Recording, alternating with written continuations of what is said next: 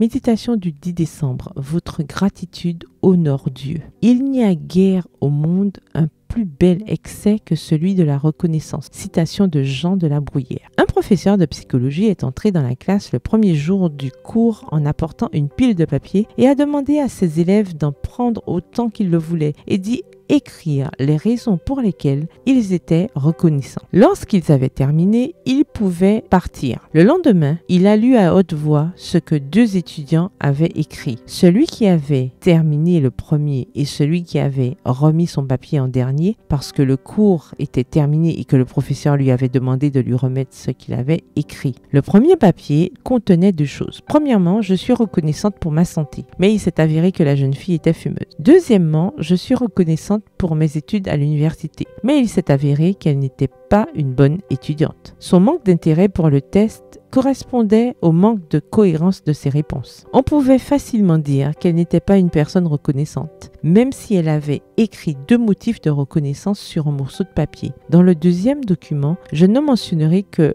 le premier point écrit par le jeune homme. Merci pour la personne qui a eu l'intelligence de créer le GPS. Merci parce qu'il l'a employé pour nous. Sans lui, je ne serais pas arrivé à l'heure en classe. Ce jeune homme vivait la gratitude en pratique. C'est un exemple parfait de ce qu'est et de ce que n'est pas une personne reconnaissante. La gratitude est la cohérence dans ma façon de vivre. Qu'est-ce que cela signifie? Cela signifie rendre à la vie ce que nous apprécions tant. Si nous l'apprécions vraiment, si je dis par exemple merci parce que je suis en bonne santé, comment vais-je agir pour être cohérente? En prenant soin de ma santé, faire de l'exercice, manger sainement, boire de l'eau et me coucher tôt. Si par réflexe, j'apprécie le fait d'être en bonne santé, je mets en pratique cette attitude de reconnaissance. Est-ce que je remercie Dieu pour ma famille? Alors comment pourrais-je la traiter mal? Je traiterai mes proches comme des êtres de valeur. Et eux, sachant que je les estime, répondront en conséquence. Et une atmosphère particulière sera générée par le fait que je suis une personne reconnaissante